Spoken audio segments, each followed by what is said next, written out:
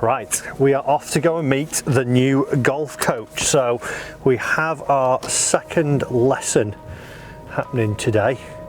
It's not too far from the office here in Warrington. We're going to head up there, we're going to meet him, we're going to go through what I've been working on. We've had one lesson already with him, so we're going to go through a little bit of what that was and what we're going to be doing moving forward, sort of his thoughts on my golf swing and what we need to do going forward. I'm trying to take it as seriously as possible as well. So I've just been warming up now before we head out on our journey to the lesson, to try and go in there prepared instead of just rocking up not have warmed up. So yeah, let's get going.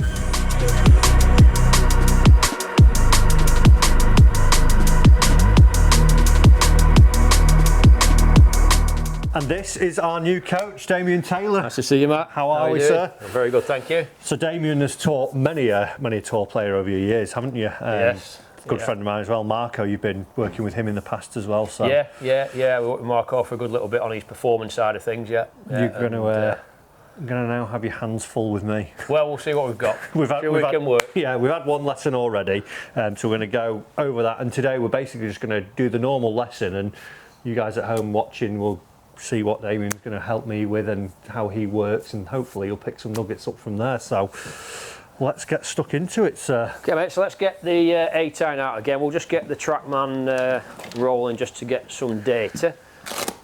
And then what we'll go through initially, we'll go through the sort of setup improvements that we made from last session, just to go over them again. And then when we're looking at data, we're looking to try and get, for your preferred shot, which is what you like to hit, that little fade, we're looking to try and get that path moving a couple of degrees to the left. Yeah. In an ideal world. I've definitely seen, like, from practice at back in the studio, I have seen it being that way a little bit more. Yeah. Hovering round 0 to like 1 out to in, and then when I get a little bit lazy, yeah, I do. I definitely felt I've played once since our first lesson, yeah, and the shot I definitely sort of still have is that push that we talked about last time, yeah, where I just feel like I've just not exited low and left enough. It's just been old and out that way as we've gone through. But I've hit balls already as well. I'm loose. I'm good. Good to go. We're yellow flag, aren't we? Yellow flag and beyond. Yeah. So that's our target line there, Matt. Yeah. And then again, as we sort of alluded to last time, as you're doing there religiously, then practice swing number 1 is designed, nice and slow, even stopping at the top of the swing, again down into that delivery position. Yeah. And then working it left. And the second practice swing will be a nice free-flowing version of that. And when we're in our technical mode, which we are here, we can exaggerate these feels of obviously set up and then exiting left. And at this stage, when we are in that technical mode and that exploration, it's more about this that what we're looking at, as opposed to hitting good shots. Yeah. What the feeling you've got there is that getting the acquired path that you're trying to get. And on that one, that's fairly neutral. Yeah, take that. Absolutely. Almost. But again, it's almost in here in practice, when we're in the technical mode, as we call it, you're almost trying to stretch that as much as you can. If you got it to sort of -3, -4, that's almost what we're looking for. Right. Because that'd make you exaggerate those feels, And again, that setup position where we're looking for more weight towards the ball of the feet, and then where we're looking for more weight on that lead side, that would be the sensation. That's good there. And then again, this is you really trying to stretch your boundaries to try and get this as far left as you possibly can. So setup's mega, so we've got that weight as it should be up to the top stop. And then that sort of feeling, you've sort of loaded the shoulder for that fade feeling, and then from there it's this sort of sensation of this here, the ball stays, and then the club's down into this, what would be that delivery position, and you can see their hands being outside the hands, the amount it is. If you exit there, you're going to exit more left, aren't you? Yeah. And then providing we keep that face open to the path that we're moving on, we will hit that desired shot. So the rehearsal there, that's it, into position, and then left. And then when it comes to hitting the shot, again, when we're in that technical mode, exploration mode, exaggerate as much as you can. This will be slightly different later on when we go into a performance test, but now, over-exaggerate it. Try and get it as far left as you can. Exit as far left as you can. Yeah, that felt different. And there you go. Felt different, and you look at the feedback, because there's no hiding place. That's facts. Yeah. So that's minus 2.4. You brought the face with it a little bit, so that's why it stayed left. But the feeling to try and get the path left, which is what you want to try and do, is good. Yeah. And then, you know, if you're looking at that on, you said it earlier on off camera there, you know, if your tendencies you get this way, and that's going to get the path moving out to the right, whereas that swing there, yeah, I definitely felt more left, and I could tell when I've hit those on course the other day. Yeah. It was just that. Oh, absolutely, there we go, old. Yeah. And that's the thing, old habits die hard, as I say, you know, and it's fairly hardwired in that you do that, but when that's why you said straight away it felt different. Yeah. And then the feedback is that it is. Yeah. So same again there, so let's get that same sensation. And again, you know, when we're in this mode like we talked about last time, this is your technical work that we're doing here. Yeah. So you can exaggerate those feelings, but the rehearsals are always going to be the same. So a good start position, and again we're going to load for that fade, and then that sort of exit sort of left. And as much as you can physically do it. And even to the point, you know, like we said, the previous one was minus 2.4. Yeah. You know, I would almost say to you, right, how far can you go? Yeah. Can you get it to 5 left? Yeah. You wouldn't want that in reality, you know, when you're playing, but in here, Yeah, I got over it. what does it feel like to get 5 left? Let's see if we can. I think that's what I sort of liked about, you know, that initial lesson that we had. I think, like, you don't video a lot, do you? Don't use cameras now. No. Cameras are, you know, it's Too, like I get too bogged down. Oh, that's pretty. yeah. I as mean, well. cameras, you know, we try and aesthetically make the swing look good, whereas, you know, with the numbers here, that's facts and figures about what's happening. Yeah, and it relies very much on feel, doesn't it? Absolutely. You know, absolutely. You can take that to the golf course. You can't video yourself. Well, no. Bar YouTube, but Yeah. So again, good start position there. Load for the fade and exaggerate that exit left.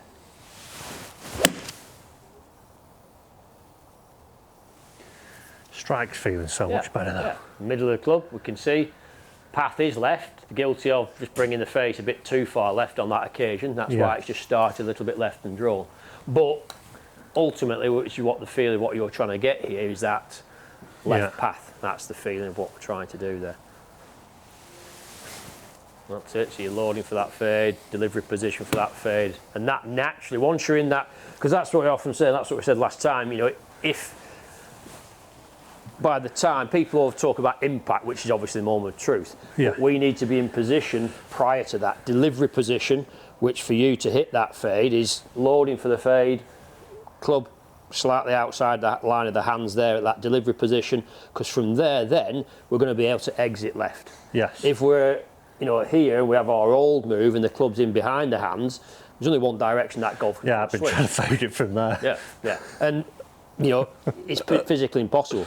You know, all you can do from there is manipulate it, and, you know, if we get the face matched up, you know, we can hit a shot. Can hit a good push fade. Well, yeah, a push fade, yeah, you can, we don't hit many greens with those. No. Killer with a driver. Absolutely. So Damian, where do you think the biggest improvement needs to be made in Matt's game? I mean, all aspects of the game, really, but, you know, I think it's fair to say that Matt, you know, he said self-admittedly, you know, driving the ball better, you know, will set him up to better golf. You know, so I'd say, you know, working on the driver, trying to get the feels and the shot shape that he's wanting to try and hit with the driver. But ultimately, all aspects of the game, you know, that's what we're trying to work to essentially. So again, always starts with that setup, good start position there, which is much, much better than it was. That's good there. That feeling of loading that, and then that exit. It's got to be left. 1.8, good. So again, anything in the minus here, that's what you're trying to do. Now, obviously, when we do start to talk about shot shapes, we've got to get the right combination for the fade, which is face and path. But at this stage, you know, you're trying to get that sensation of going as far left as you can with the path. You know, we're not too concerned about the shot shape at the minute. It's just trying to get the sensation and feeling of when you load and the backswing for that fade, into delivery, exit. Good. So same thing again there, get that good setup position. That's mega there, excellent there.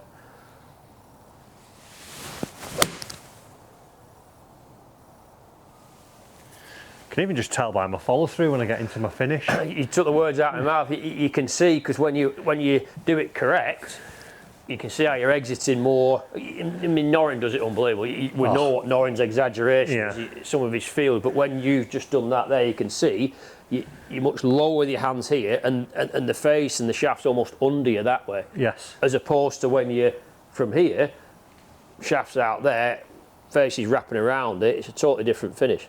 So as opposed to that, it's more sort of this way. Yeah. That makes sense? Yeah, definitely. And you can see there, you were really working hard to try and get that feeling of moving to the left. You probably felt like you did move left by about 6-7 degrees, 2.4, which is pretty much the number that you're looking for. Yeah.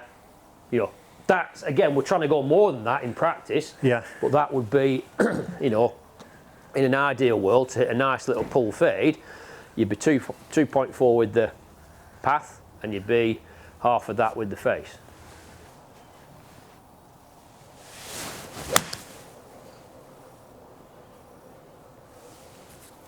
There we go. Now all of a sudden, you know, -4. You know, would we want -4? Depending if you're trying to curve it around a tree or not. But as I say, as a feeling, yeah, that's what you're looking for in practice. And again, when you're in your technical mode, stretch the boundaries as much as you can. You know, if you've been historically a little bit this way and a bit to the right with your path, you know, those feelings of trying to get this, it's what I call like the differential practice. You're trying to almost stretch it as far the other way as you can, which in your case will be a minus, because historically you're a little bit to the right, which is a positive. Yeah. And on that one you did. Yeah. And you could see it. Again, you probably felt like you took your left thigh off there as you were going through. Yeah, yeah. But same again, you know, that's good. Because if you know what a 4-5 degree path feels like, you know, then you can just, when you're actually out on the golf course playing, you can just fine tune it a little bit. But again, here, let's see if we can stretch it even further. Almost to the extent, you know, how far left can you go? And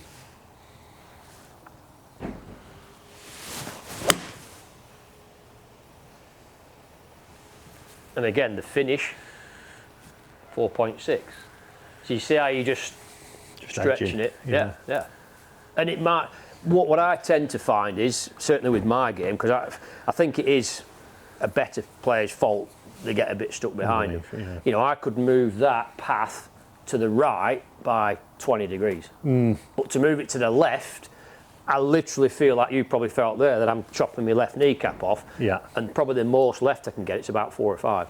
Yeah. But to the right, because it's easier to do that way. Yeah, drop under, Yeah. But that's mega. You know, that's good. And as you can see there, with the combination of the face and the path, as we were saying there before, no mathematician needed, 4.6 left, 2.3, it's exactly half, isn't it? So the face is open to the path, so it will produce that little bit of a fade, ordinarily a pull fade. Slightly on the toe, so the gear effect has sort of held it up a little bit, but if that was out in the middle, that would be your perfect stock pull fade that you're trying to achieve. Yeah. Yeah, makes sense. So a couple more with that, and then what we'll do, we'll go into a little bit more. In fact, while we're in the sort of technical mode, because I know we wanted to work a little bit on driver, we'll try and apply the same. Would I do the same thing with driver? Like I would probably say when I drove it best, I've had that tight fade. Yeah. At the minute, I stand there and I get probably exaggerated from my old paw setup. Yeah. I hit that push slice. I pull it. I do. Yeah. Loads. And that's where again, you know, because from personal experience, you know, I've tried when I did play and practice a bit. You know, I tried to neutralise my path. Yeah.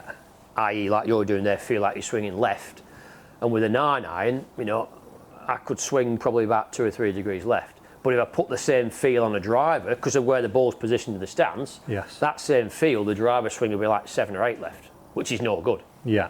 But that's where we've got to find out. When you hit some shots with the driver, if you have that same feeling as you've got with the iron there, it may be that the path's is going too far left. Yeah. And then if you've got a face that's even square to target, but way open to the path, it's off the planet. Yeah. But that's what we'll find out. You know, Yeah, we'll just try and find that sort of, like one thing that I think I've liked since our first lesson, and even now when we're hitting these, they're all going out in the same window and they're all starting very close to target, or where my intended start line is. And when we played the other day, that was the same on course. I hit some iron shots and I was like, that's gone where I actually aimed it. I hit like, was it 15 greens or something? 14 out of 18 greens. And obviously we'd only worked on iron stuff, and I was like, yeah, it's a slightly shorter course, but still gotta do it. The shots, absolutely, yeah. And as well with driver, when I get driver down, say the yellow flag or the tree in the distance, the house roof or whatever, starting them off, and it's like, oh, it started 20 yards left and it's cutting a bit back. Yeah. So like I aim too far off fairways, trying to shape it too much. Like, I just want to. I started pegging it down quite low, just so I know I get a sort of little cutty there. And again, I would suspect, certainly with the feeling of what you're doing there to get the exit to the left with the iron, I suspect it's gone a bit too far to the left with the driver. But hit one more with the iron there, and then we'll peg a few drivers up and we'll get some data on it and have a look at it. So again, good start position, loading for that fade, into that delivery for the fade, and then that exit left.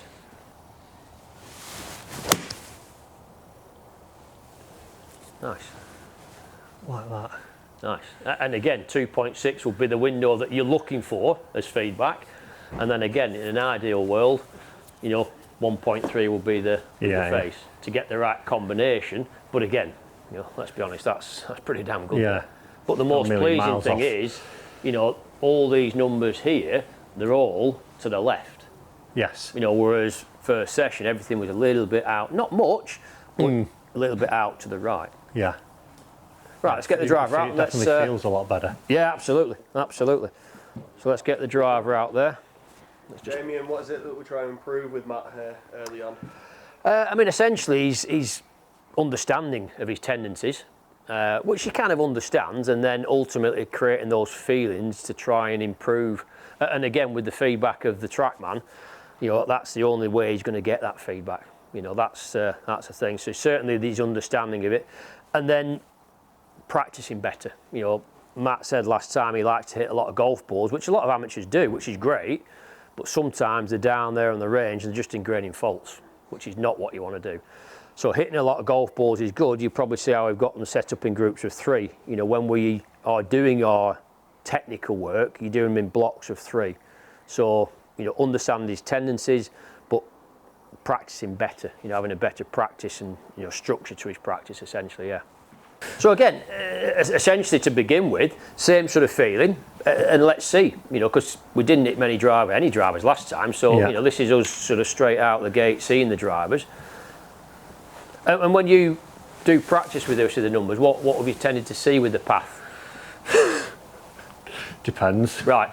I sort of go, I think like with everything really, with like say the iron now, I've got this, that's what I'm doing. Yeah. Now I've got to get it into this position. I'm trying to see it out to win. Yeah. Because my driving's been so up and down, I'll chop and change all the time. It's one of my worst habits. I'll go like 1 week it'll be, I'm going to try and draw my driver. Yeah. So then I'll see out into outs. Yeah. And then like, oh, that didn't work this week. Right, we'll try and fade it this week. Yeah. Then I'll get close to fade numbers, like slightly out to win. But majority it's very much similar to the iron in that I get stuck under. Because that's the thing. I mean, get a bit here and then it's. I mean, obviously we'll see straight away with hitting these first few shots, you know, what it is. Yeah. You know, on the numbers. Yeah. And then, you know, it's trying to, which we did with the iron. You know, if we were to put a number on, like we did with the iron of, let's say, 2.6 left with the path. Yeah. That's the number you're trying to work towards, and then with that you'll create those feelings. Yeah. Based on a little pull fade, which is your preferred shot. Yeah. Yeah. I'm almost like, sometimes I drive it best when I don't think about anything. Just like the path neutralises and it goes fairly straight. Yeah. Which essentially, that's what we'll gravitate onto when we do our random practice, and certainly when we do our performance practices, the rehearsal swings will be the same, but over the ball, it should just be clear about the shot you're trying to hit. But here, we're just obviously still in the technical mode, if you like.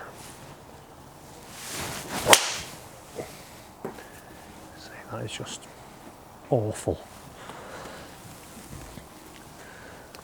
So again, in terms of the path, a couple of degrees left. Yeah. In terms of the face, nearly a degree open, so the gap between the face and the path is increased there. Yeah.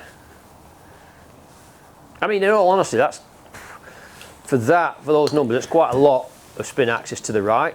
Yeah.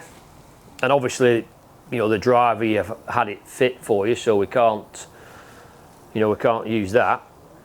But that one does look a little bit more, and again, we are dealing with a little bit of wind out there today. You're kind.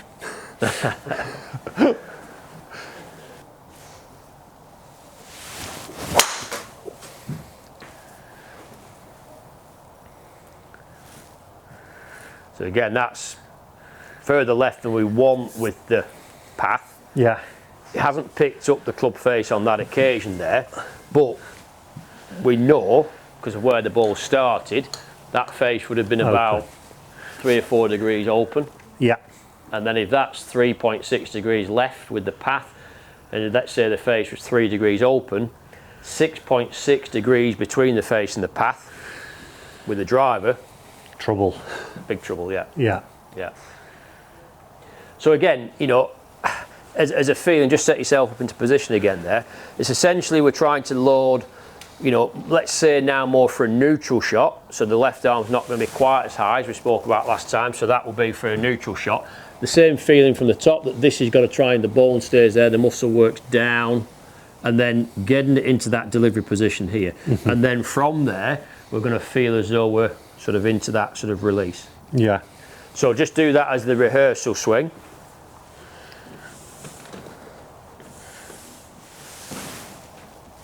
So down into position. And again, a little bit like we were doing with the iron, where you was looking at the delivery of the club head being outside the hands a little bit more. Yeah. With this one, it's almost trying to get it in line. So just do that delivery again, just for clarity. So loading for more of a, what we'd call a stock shot. And then as this moves down into position, hands in line with the right leg there.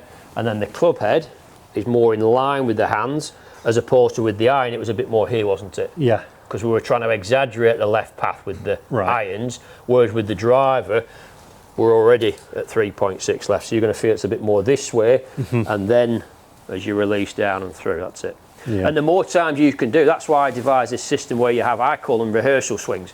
You know, rehearsal swing number 1 is, you know, checkpoints, checking at the top, delivery, impact. Yeah. Then the second practice swing's a bit more free flowing, but with the same feeling. Yeah.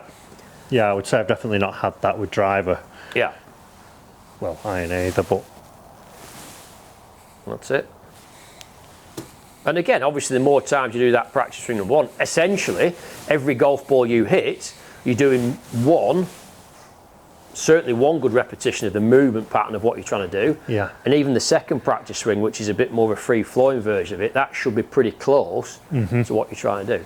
So if you went down to the range in practice, and again, we are in technical mode still here, and hit 50 balls, you're actually having 150 swings, aren't you? Yeah. And 100 of those, because the practice swings or rehearsal swings should be the movement pattern of what you're trying to achieve.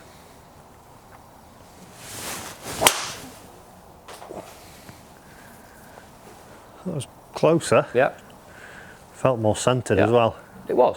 So again, you know, we're fairly neutral on the path, but we're still a little bit open with the face. Now, if that was, you know, you hitting shots and seeing how that's going, the first thing we would try and work on there would be to try and get a little bit more closure of the face.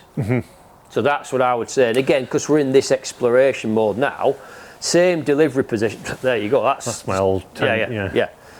So, you know, what controls the face primarily? Grip. Hands, yeah. Yeah. So on this, one thing I probably, in fact, we were in California a couple of years ago. We had a fitting with Chris Trott. Oh yeah. And he was saying, and I was hitting it really nice then. He was like, I build you a driver that couldn't draw, but you're going to try and draw it. So every shot you would feel like you're trying to let it go. But everything I've grown up as a kid was this.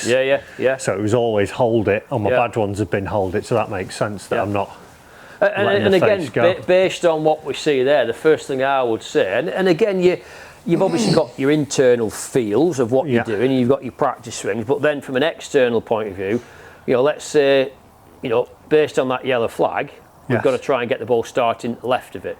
Yeah. And then to get it starting left of it, we have to get the face left. So it is going to be a little bit more rotation. Yeah. Now again, it might feel on this one, and just see, within reason, try and rotate the right hand as much as you physically can through the hitting area. Because obviously now that you've got a more neutral grip, a little bit like Trotty was saying, almost try and feel as though you're trying to close the face as much as you physically can. Yeah, and even if it does start left and draw, we don't mind. I just want to see how far you can stretch the boundaries of closing that face. So you've done your same rehearsal into the delivery position, and then from there, within reason, close that face as much as you can.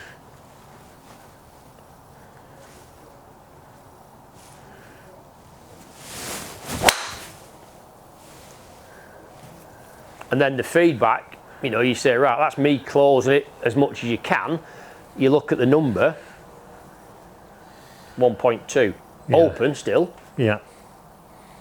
And then again, with that sort of exploration mode that we're in here, you would almost keep stretching that with the face. Yes. What does it feel like to get the face 4 or 5 left? Yeah. If we did, obviously the ball will start left of that yellow flag. And like I said, today we have got a little bit of wind off the left, so it's going to accentuate that flight a little bit. I don't think I've hooked it in a long time. No. I wouldn't say. No. And again, I wouldn't say as much, because we don't want this to start to get too far from the inside again with the pass. So I don't want you to try and feel like you're getting under it and inside it and swinging out to the right. But all I want you to try and feel as you're doing is that you're bringing the face left as well. Because on the iron, you remember them past numbers you had like minus 2.2, and the face was minus as well. Yeah. So same sort of feeling with the path. Yeah. But I want you to really try and exaggerate that closure of the face. And again, let's try and get this, say -2. Anywhere in the minuses is good, but as a bit of a benchmark, let's see if we can get that -2. And again, I can pretty much guarantee for you to get it to -2, you'll feel like you're getting it way left. That's it. And if you do overdo it, fine. If it starts left and hooks, then so be it. But we want to try and get it starting left. So setup's good, exaggerate that closure. Oh, God. And again, quite clearly there, we haven't got the closure of the face. So what it's got to do, it's got to almost sort of turn down early. Yeah. And what I mean by that, exactly. It's kind of happening a little bit too late. The ball's already gone, face is 3 degrees up, so it's got to happen earlier in that sequence. Yeah, it's got to happen early. So you've got to feel that sensation. That's it, of almost that left hand, the glove hand, turning down towards the ground earlier in that sequence. But again, and this is the thing about, you say you like hitting a lot of golf balls, and when we are, which we still are, in our technical mode, we can have those sort of exploration and feelings, like stretching the boundaries a little bit. That's it. So what you're doing there is an internal feel. That's what's going to help you. Yeah.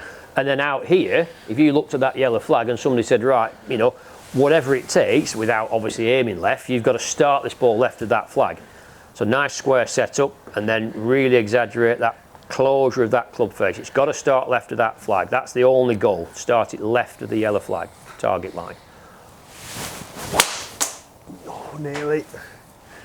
Close? Yeah. But again, this is where, until we get this left as opposed to the right, and I'm sure you'll be aware of, have you seen that, this little device? Yeah, a long time ago. You kind of get the gist of what, because when we talk about loft, obviously this being the spin axis, this being the path, which is the blue one, target line is the white one, and the red one being the face. So if we have got loft on the golf club like this, doesn't matter what loft we've got, if we've got a neutral face to target and a neutral face to target and a neutral path to target. There's no difference between the face and the path. It doesn't matter what loft, whether it's driver loft or whether it's wedge loft, the spin axis based on a centered strike stays level. But if we move slightly left and then the face is slightly open, that's the worst case scenario. With loft in our hands, the spin axis is still manageable. But then we go down in loft and you can see what happens to the black line, it just massively tilts. So we've just got to be a little bit tighter with the face and the path when it comes to the driver numbers. And in your case, you know, we're pretty good with this. You know, we don't need to move this much, but what we're trying to do here, we're trying to get the face more to the left, you know, to try and get away from that starting right and fading. And again, that's that sort of sensation of trying to essentially close the face. But that really explains, especially to amateur golfers, because everybody, and you'll have had it, umpteen times, people coming on, my wedge is going straight, but my driver slices. You know, but I'm swinging it the same. You can get away with a left path and an open face with a wedge to some degree. Because the loft sort of takes away the side spin. Or the access. I would say I've probably not really even tried anything face with driver. Face for you, face. I say in general the face is king. Because the face will dictate where the ball starts. And if we're in control with the face, I mean, it's like if you've got an amateur golfer who comes and has a lesson and they're slicing it, which 85% of amateurs do, you know, the first thing most people try and work on is to get them to swing more from in to out. But what I do, it's like, get the face. Face is king. Get it starting left, get it starting left, And it's ironic, I had a guy in just before you actually, we've been saying about, right, you know, you want to get that face left, because his path was way left as well, but the act of him shutting the face, it actually improved his path as well. You'll alter with it, won't you? Absolutely. So again, as early as you can, and as much as you can, shut that face down, get it starting left. Bit toey, but it felt better. So again, it's, as we know there with that one there, it's the toe that's sort of held it straight. Because then that's what we're saying, we're not, at this stage, we're not looking at hitting good golf shots, we're exploring some different fields to get it starting left. Because up until the point that that starts with a minus, you'd keep going at this, you know, when you're in your technical mode, which is what we still are at the minute. So we'll hit a few more with that, with trying to get it left with that. Feels so odd, that. That's it, and again, rehearsing the feel there, that's excellent, that's it. And then now, as much as you can, turn that face down, get that ball starting left. Oh, it did. Tell you what, it's a minus. -1, I would say. There we go. Let's class that. That was good. That was good. Now again, you know, based on the shot you're trying to hit, you know what getting the face left by -1 feels like. So let's say now that would be the technical part of the session sort of done. And again, depending on how much time an individual's got to practice, what I would always say, you'd be trying to do, you know, a little bit of technical work to work on your feels and your tendencies.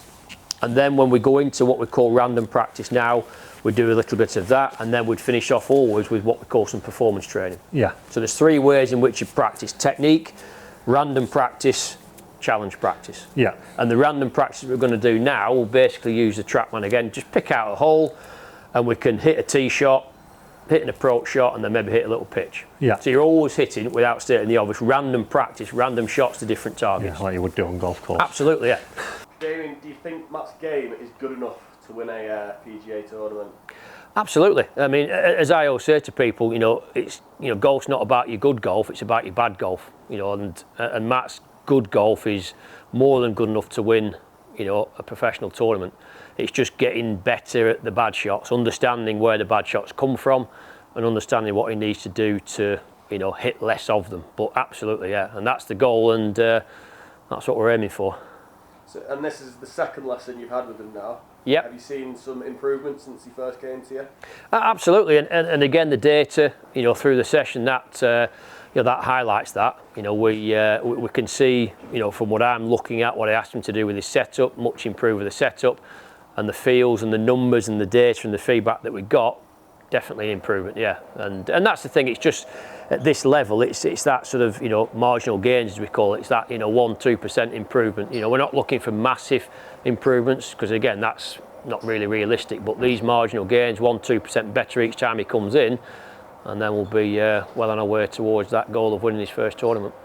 So again, when I sort of do the random practice, it's pick any course, any hole essentially, because when you're doing this as well, you've got to be mindful that there will be, based on the course, based on the hole, there'll be a side that you can miss it on, or a side that's more open than what it might be down the right side. And again, off this back tee, we can see there that we've got some bunkers that start at sort of 255 down the right side, and again, they're quite a long way to the right, in all honesty. And then obviously 292, 318 to. So I'm not saying you can't hit it 320, Matt, but what would your driving distance normally be roughly? Like 285, 290s carry. Okay, so it would release and roll out to sort of threes. Yeah. Yeah. And again, when I do the random practice here, because what we're doing is we're sort of building into what we would do if we were on the golf course. So we look at the hole that we're on, we look at what's in and around there, and we'll always put your driving distance, what you think it is at 300, and that's where it's going to finish. And you'll see what's in and around there, how wide is the fairway at that point, what's in and around there, where's the better side to error, you know, stuff like that. And then once we've picked a golf club for that particular shot, then we go through exactly the same process of what we have been doing in terms of practice swings. So with the driver in the hand, we're loading, you know, let's say for more of a neutral shot, then down into the delivery, club head more in line with the hands, with that sort of sensation there, and then through. And then the second practice swing will be a little bit more free flowing, but because now we're essentially on the course, you know, we're doing random practice. I'm not saying don't have any feel of technique when it comes to this shot, because everyone's different. Faldo back in the day, he used to have 5 or 6 different swing thoughts. Mentalist. Whereas Sevi was like, you know, one was too much. But when it comes to the random practice, which again ultimately is when you're on the golf course, all the thinking's done in the 2 practice swings. Yeah.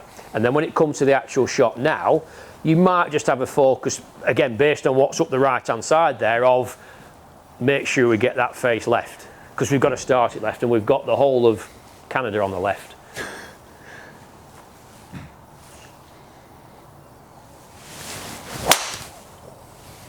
Beauty. Beauty.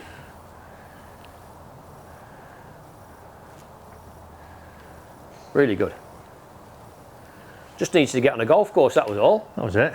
That was mega. None of this range nonsense. I tell you what, you know your numbers. 270, a bit disappointed that you've only got it to 297. You said 300. It's cold though, isn't it? Well, that was good. And then if you really wanted to do, which I don't, because we're not in technical mode here, you've obviously got the numbers up on this side here, which you can pick the path, the face, etc., if you wish to do so. But I always sort of keep this, they're just what TrackMan defaults to, the total carry, ball speed and stuff like that. But if you went into the system, you could see, you know, what numbers you've produced in terms of path and face, etc. And looking at that, 1.6 left with the path, which is great, and very importantly, which we've just worked on, you've got the face 1.3 left. Yeah, it felt solid, that. That was it. It's weird because that's it, like that swing feeling feels like I'm going to hit a massive hook at the minute. Well, that's it. That's it. Feel and real, because that's real on the screen there. You know, minus 1.6, which is awesome with the path, and 1.3 with the face, you feel like it's 10 left with the face, because you really feel like you're doing that. But that's where feel and real are totally different. And then what you would do, again, because we're doing random practice, we just basically place the ball in a position, let's say, what do we go to here? So, let's go a little closer. So let's say 152. Yeah. So here, again, in your random practice, it's making you think. Yeah. So 152, what does that equate to? There's no wind in this situation on the machine. Yeah. We've got a pin that's sort of front leftish. So now all you've got to try and think of, you've got to think, right, what club, what shot, and then once you've calculated, the club and what you're trying to hit, that's when the rehearsal starts. Yeah. And again, it might be, conscious of what we've been working on with your stock shot of that pull fade, it might be that, if you've got the tools to be able to do that, you might want to hit a little drawing to this. That's not a necessity. Yeah. But stick with the fade. There you go. That's it. That's it. So you go through the same process, same procedure in terms of the rehearsal, load for that fade, deliver for the fade, exit left. And then the second one nice and free flowing. Good. And then that's all the thinking of the technique done. Now we're back into shot. So see your start line, feel that move that you just rehearsed.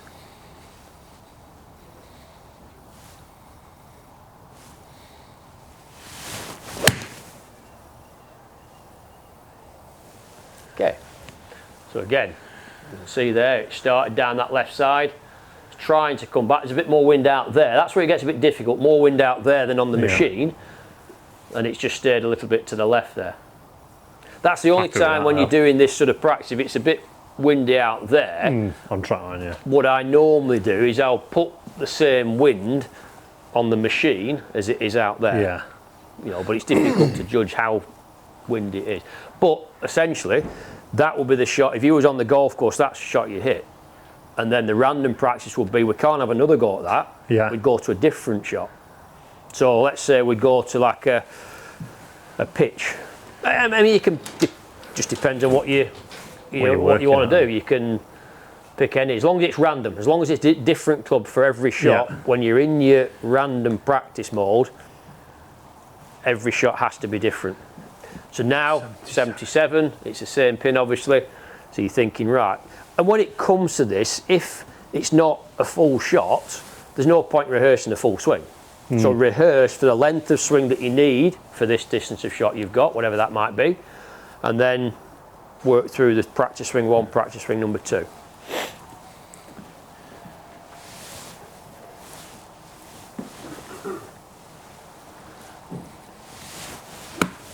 Good. So that's all the thinking done. Now we're back into shot.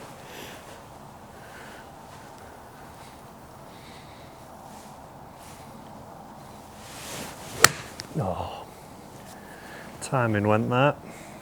So that's going to be a little past it. That's about 90-yard carry, that.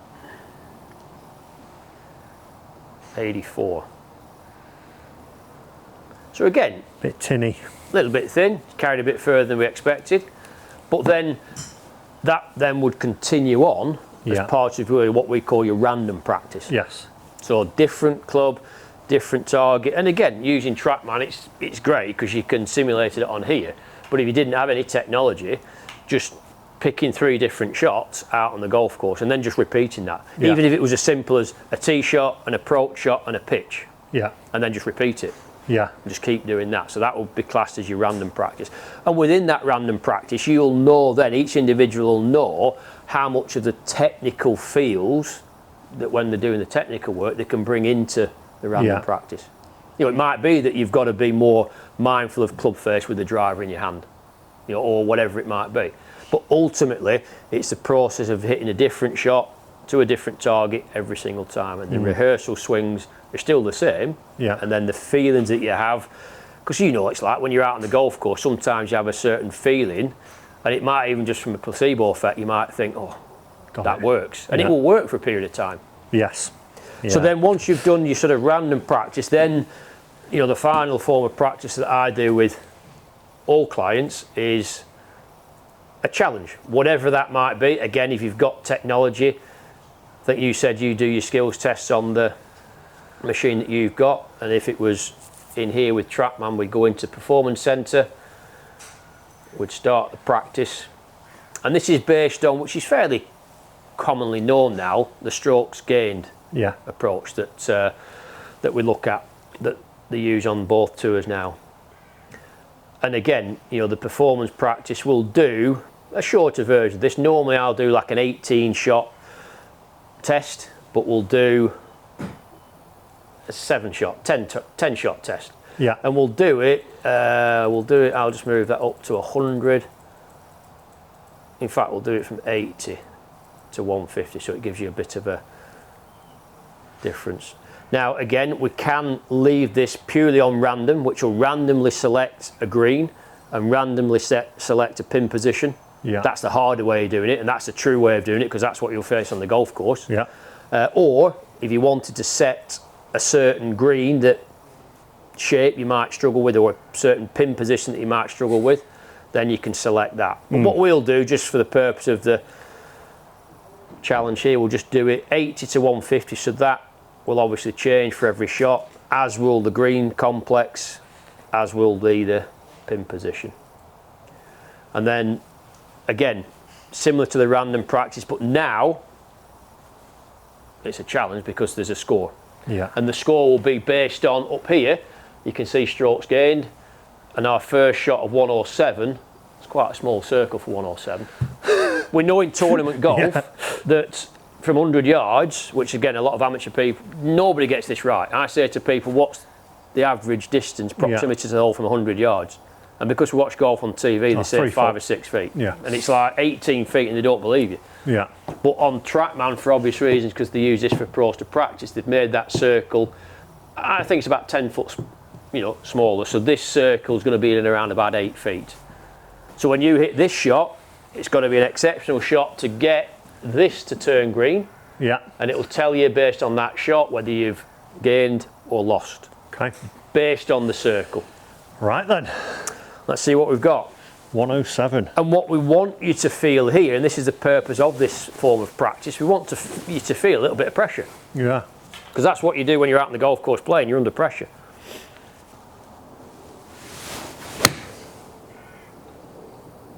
Pulled it. That's not going to be green. First one is in. Oh, look at that. It's gone green by plenty. So on that one, you've gained 0.29 on that shot. That'll be my so one now, yeah, we'll do it a one-shot test, not 10. Yeah, good. Well done, thanks, We've David. done it, 2 minutes at that. So now we've got obviously a different green shape, we've got a different pin location, and we've got a different distance. So 132. So again, it's the same as your random practice in the sense of obviously we've got to go through, right, what's the distance, what's the wind doing, what club are we going to hit, and once we've selected the club, rehearsal. Then we go through the rehearsal and then ultimately execute the shot.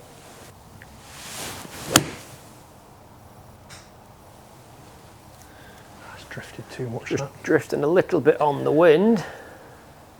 I'm just going to miss. Or is it? Oh, okay. Fryer, come Just nudges its way into the circle there. Really good, really good. So now we can see our sort of total strokes gained here. We're at plus 0.27 after 2 shots. And then we're doing a 10-shot test. Yeah. So this is now, obviously your challenge is to try and keep this in the green if we can. So 128, pin in the middle, green light go for this one. Green light.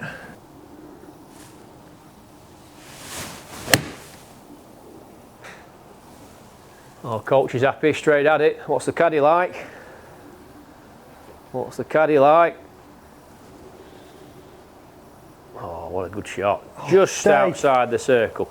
But if you think there, from the distance that we were, 130 yards, you've hit it to 18 feet. Oh, that's a birdie then. Which in tournament golf is inside to a average. Obviously on the machine, it's just lost ever so slightly on that one. So your total strokes gained now, you're plus 0.13. So you're still in the green. 124. Could be the first time I get in the red this and I've done wrong. So 124 is the number. Just one point to note is that you'll see with the shape of the circle, I mean, you could miss it short and here and actually be closer to the pin. Yes. But you'd lose almost half a shot because of where you've missed it. Go beyond. Whereas beyond it, so 124, and you listen, Fitzy does this a lot in his yardage bucket, they'll have where the pin is that day, but then he'll go through it with his caddy Billy and he'll say, right, well that's our pin, it might be 5 yards right of the actual pin. Right. because that's they don't want to miss shot shape and that. Absolutely, yeah. Because again, they'll know the tendencies, and if there's a sucker pin which is tucked on the left, 4 yards off the left, their pin will be 7 yards off the left. Right. Okay. Oh. So and that's what I always say to when I say to amateur golfers. There's two things I say to amateur golfers: is pros don't aim at pins, and pros don't try and hold putts. And they look at you and think, what are you on about? They aim at spots, which are safe. Yes. And then all they try and do is hit the best putt they can hit. If it goes in, it goes in. Whereas amateur golfers, everybody aims at the pin. Yeah. And everybody tries to hold a putt. They'll try and they'll knock it 3 foot past, and then instead of just aiming at, I always say to amateurs as well, middle of the green. Yeah. If there was no flag in the green, if you imagine on a weekend the greenkeeper had cut the greens and forgot to put the pins in. Yeah. They'd be coming in and they'd be playing hell.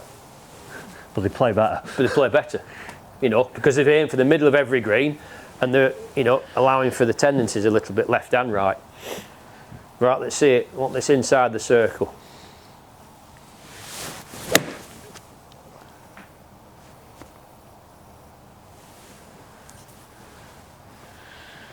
Cut.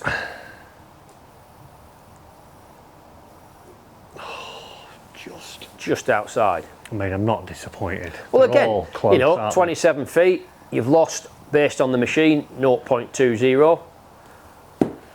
But the good thing about this is that now, if you think a little bit like playing golf, if you're a scoreboard watcher, you'd be looking here and you'd be thinking, right, I'm just still in the green. But there's nothing you can do to affect that. All you're trying to do is, right, hit a good shot. 126 yards, go through your process, hit the best shot you can hit, and whatever the outcome, good, bad or indifferent shot, exactly the same on the next one. Interesting. It's good this as well, because they're all like not full numbers for the club. That's it, which again is what you find on the golf course, that's it. As best we try and lay it up to a nice number, we don't always have that luxury.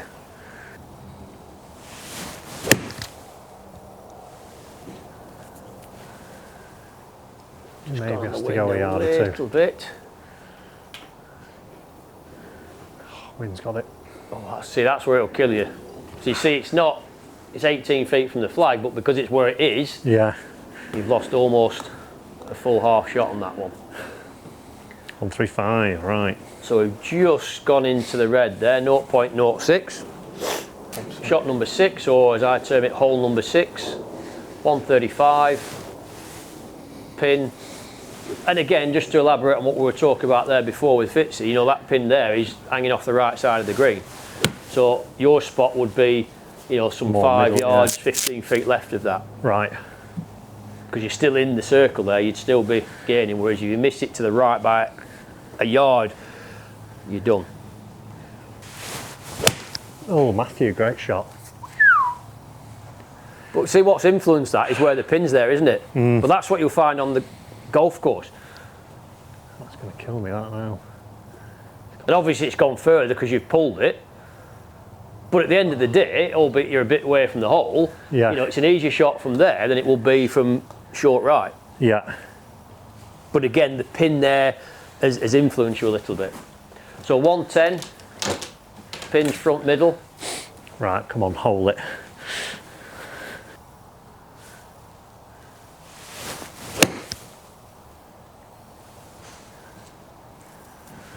So that's gone nowhere. I was looking at it, but it popped up a little bit, didn't it?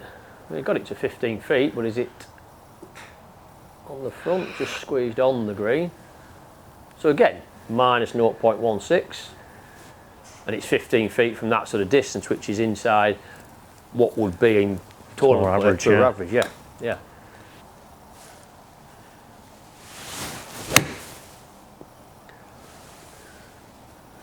It's got to be good.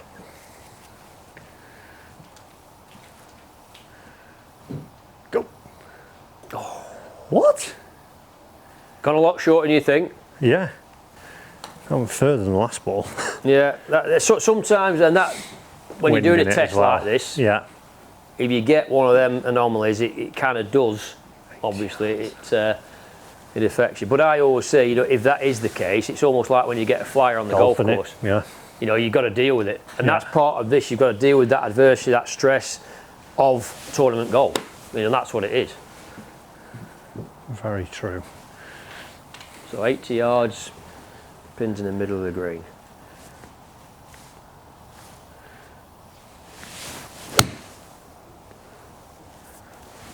Get down. Soft.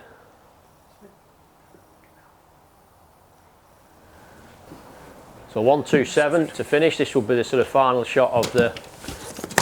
Oh, if I can get this testing like in the green, it'd be a killer, wouldn't you? Oh, I mean, it is just, yeah. I mean, and again, that's why TrackMan have made it that way, because the pros, you know, they usually, when I was out on tour, I used to do a lot of performance training. That's what the whiteboard's for. I used to do a lot of these sort of proximity to the hole, and I had to create them myself, you know, and stuff like that. Penges up there yet. But now, this is a fairly new feature. It's probably been about 2 or 3 years now, the performance centre. They've always had some like the combined test, the test centre, but this performance centre now is based on the strokes game, and it's fantastic. And again, it's something that the pros will use on a daily basis for their performance practice. And I use it with amateurs, you know, just for the same reason, for the performance practice, to put them under stress. Makes sense. On the mat. So 127, let's see if we can get this one in the circle here.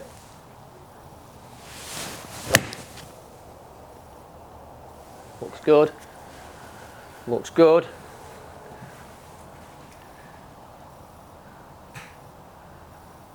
Sit. You filthy animal. Landing spot was good, just released and rolled out. And again, it's slightly unlucky because it's only 24 feet from the pin, but it's where it had missed. And then, obviously the machine, it carries on, but we would then have that shot as 10. That was the sort of target. We said that normally I do 18, but we did a 10-shot test.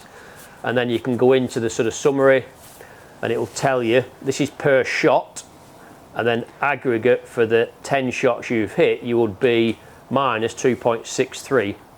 But that, again, don't forget, that's based on tour average. Yeah. And what I always say is that I would always give them a sort of buffer. If they can keep within, you know, per shot, 0.2 or a total of -1, depending on the level of golfer. If it's an 18 handicap golfer, you know, I'll give them a lot more of a buffer. Yeah. But that's your aggregate, and it'll tell you in your different categories as well. You've only hit one shot between 75 and 100. You've hit 4 between 100 and 125, and then you've hit 5 between 125 and 150. Yeah. You know, so you can see where that is. And again, if you keep that data as you go through, then that's it. And as we were saying there, you're minus 0.26 per shot. If we'd have said that the buffer was -2, you're just outside it. Yeah. But ultimately, at your level, you wanted to be in practice in the green. Yeah. And we started there, some good shots. But again, essentially, it's just that way of practicing. That's your performance training. Because you'd have felt under pressure on every shot. Yeah, I did, yeah. Which is the same as what you'll feel out on the golf course. So with your technical work, again, exploring a few different feelings, primarily with the driver. You've got the iron swing as we want it. Setup's mega. I mean, the stuff that we did from last session, really good. Yeah. And then obviously today with the technical session, we were working a little bit on feels with driver, you know, to try and get that ball starting left, and essentially it was the hands. You feeling like you was hitting a big old draw. God, yeah. You know, it was starting the ball pretty much just slightly left and fading back, which is what you want. And then the random practice, you know, then that leads into the performance practice. So that will be every session I do with everybody. There'll be an element of technical work, keep on top of your tendencies, some random practice, and then performance practice. See all right, yeah. Make sense? Yeah, loved it. Well done. Awesome. Cheers, buddy. Excellent work.